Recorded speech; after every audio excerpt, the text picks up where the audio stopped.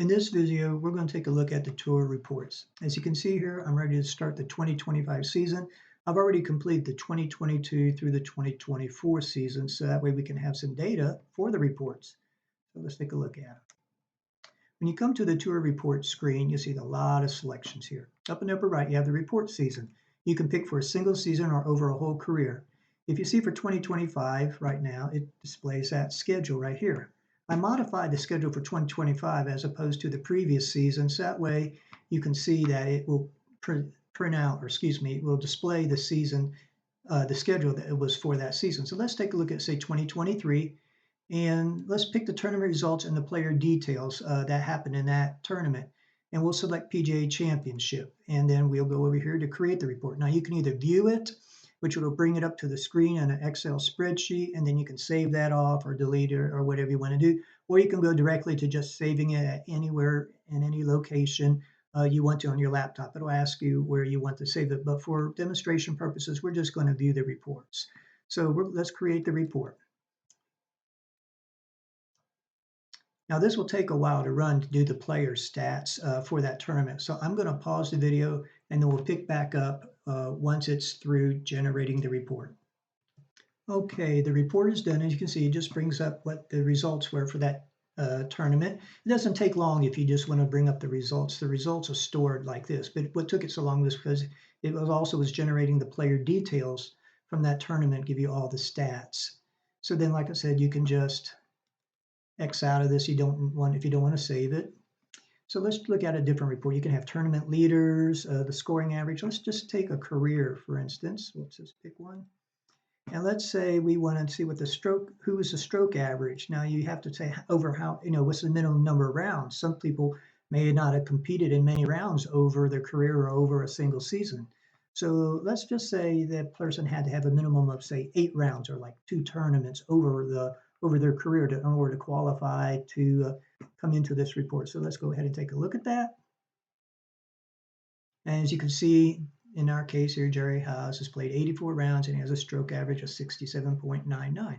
And this will go through and list everybody that is on your tour. We're not going to save it. And then you can also look at tournament leaders, etc. Let's look over here at the player side.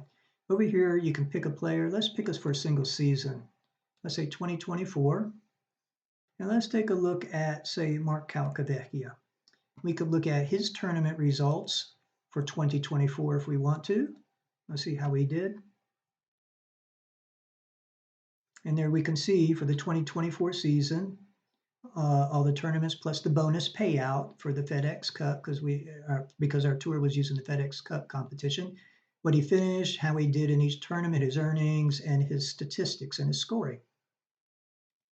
That was just for the one season. But let's say we wanted to see over a career, like 4 or 5 seasons. So let's take Fred Couples and see what happened there.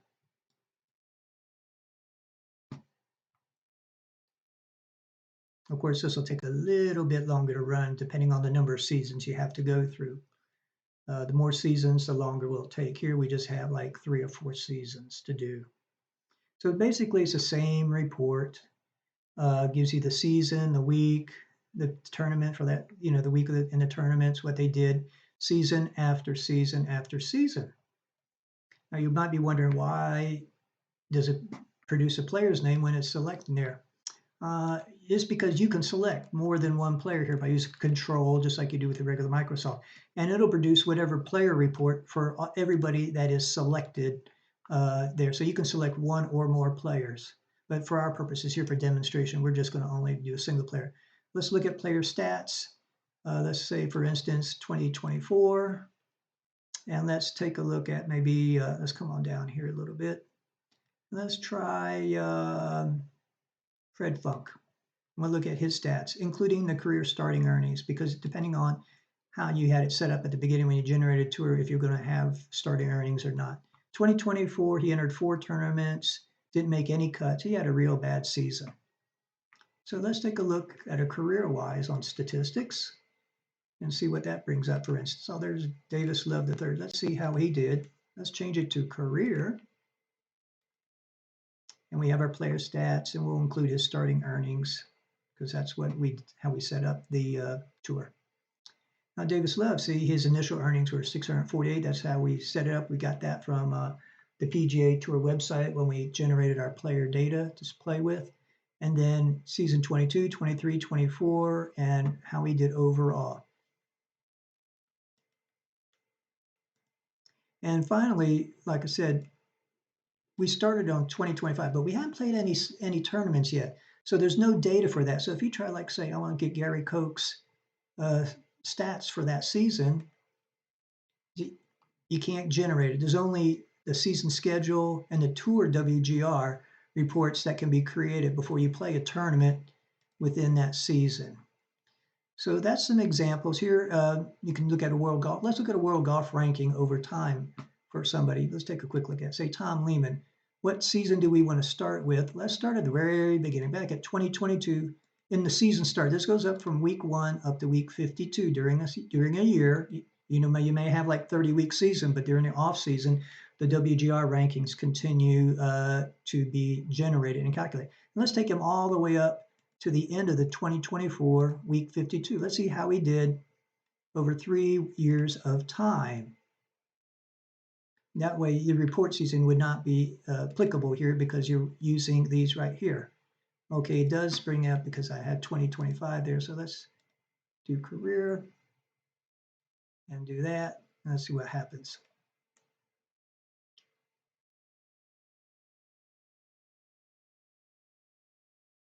And there we go. Starting with the most current, he's ranked 61 as of week 52 and what his average points were. And it goes all the way back to season 2022 at the start when he started off at number 10 in the rankings.